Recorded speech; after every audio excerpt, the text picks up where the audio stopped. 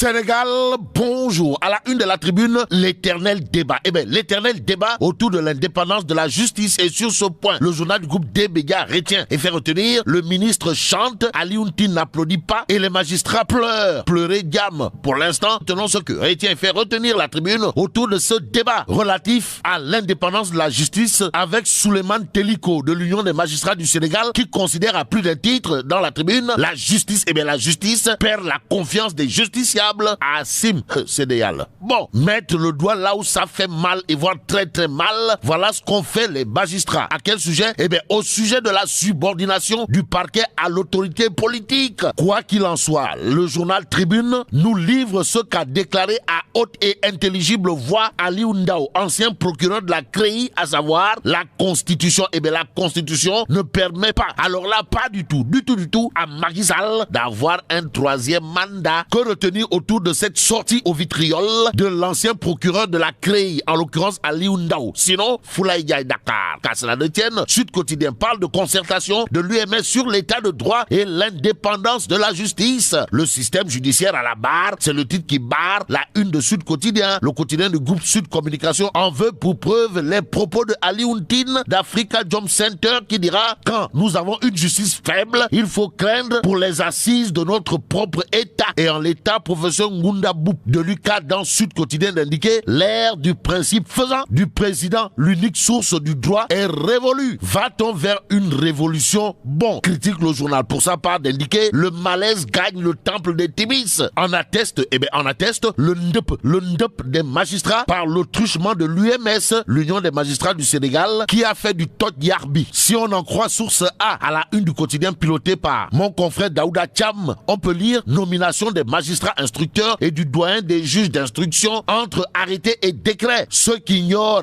ceux qui ignorent le FNR, c'est qu'il n'y aurait rien et absolument rien de nouveau sous les tropiques si un autre doyen des juges d'instruction du tribunal de Dakar était nommé. Mais les nommés, Teliko et Alioune Ndao ont, lors de l'atelier de l'Union des magistrats du Sénégal sur l'indépendance de la justice, mis le feu, d'après source A, d'où le titre qui barre la une du quotidien, le quotidien à savoir: ancien procureur spécial près la CREI, Alioune Ndao sort de sa retraite. Pour dire quoi? Pour dire à haute et intelligible voix, d'après le quotidien, que les tenants du pouvoir ont peur d'une justice indépendante. Touille, des ministres donnent des instructions de non-poursuite à des procureurs qui les exécutent.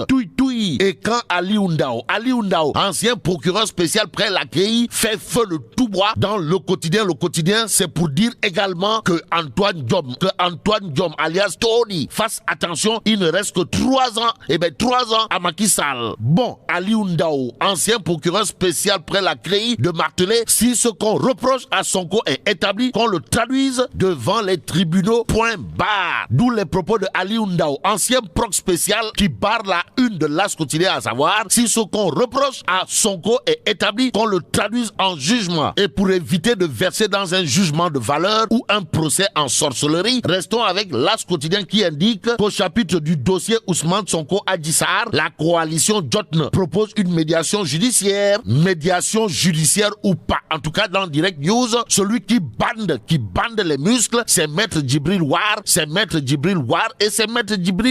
en tout cas, Direct News, au chapitre de l'affaire Adji Sarr Ousmane Sonko, d'indiquer que Djibril War, ou le timonier de l'APR, flingue les leaders des patriotes et crache du feu à volonté, signé Djibril War en direction de Ousmane Sonko. Dans Direct News, le député d'indiquer dans Direct News: pendant 2 mois, Adji Sarr souffrait dans sa chair, agressé et son honneur souillé à jamais. Que retenir d'autre des propos de Djibril War dans Direct News, sinon ce qu'a clairement et nettement déclaré le député, à savoir les manquements et maladresses flagrants de Sonko passés sous silence. Et pour ne pas se taire autour de l'affaire Adji Sarr Sonko, Maître Djibril War, sans contour ni détour, brandit des Punkalima Mumbol de Mouride, histoire d'indiquer dans Direct News que le leader de PASTEF et ses affidés sont les uniques responsables de tous ces faits criminels. Bon, passons à l'exclusif quotidien qui, au chapitre des privilégiés du régime, sillant la branche sur laquelle est assis le président de la République, titre: Macky et ses lâches. lâches. Pourquoi Macky et ses lâches? Eh bien, l'exclusif de renseigner que plus le chef de l'État sermonne, plus ils sont arrogants et inaccessibles en refusant le partage et la solidarité. Aussi, au plus profond de la tension, des ministres, DG et députés en extase, cela coulait douce dans des endroits de détente et entre autres réceptifs hôteliers. Peut-être,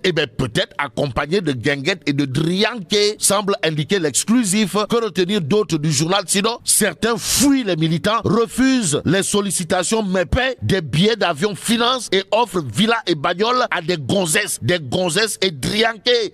Tu connais? Bon, pour ceux qui relèvent des émeutes, l'exclusif de renseigner, les jeunes se sont plus vengés contre les personnalités de leur quartier que se rebeller contre Macky Sall. Malheureusement, renseigne l'exclusif quotidien, il est question d'un président de la République plus accessible et ouvert que ces hommes. En d'autres termes, certains hommes autour de Macky Sall doivent recevoir son 45, là où ça fait très mal pour haute lâcheté. Au-delà de cet état de fait, il y a l'observateur L'Obs qui évoque l'émergence d'une violence multiforme. En tout cas, Sénégal, l'intrigant jeu de la terreur. Voilà le titre qui bat la une de l'observateur L'Obs, le journal d'évoquer l'alerte sur un danger rampant. À ce sujet, le professeur Cheikh Ibrahima Niang, socio-anthropologue de son état, d'indiquer dans l'observateur L'Obs l'instrumentalisation des identités sociales à des fins politiciennes conduit à la catastrophe. Et pour parler de catastrophe, de chez catastrophe, il y a les Échos. Le journal, en tout cas, renseigne que ça dégénère. Ça dégénère à l'université Cheikh Anta Diop de Dakar. Lou Kheweti.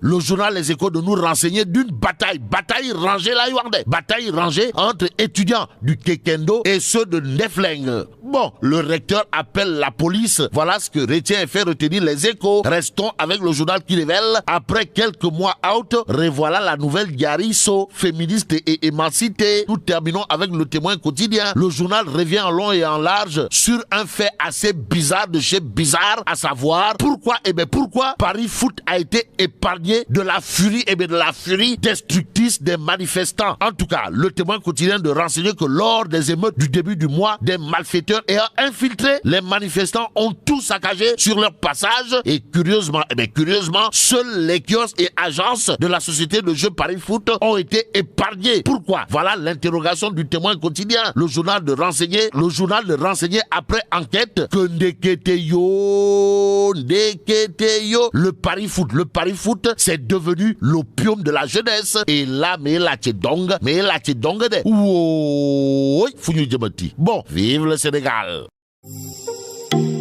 Abonnez-vous sur votre chaîne YouTube DKR 221 et n'oubliez surtout pas de cliquer sur la cloche pour recevoir les notifications. DKR 221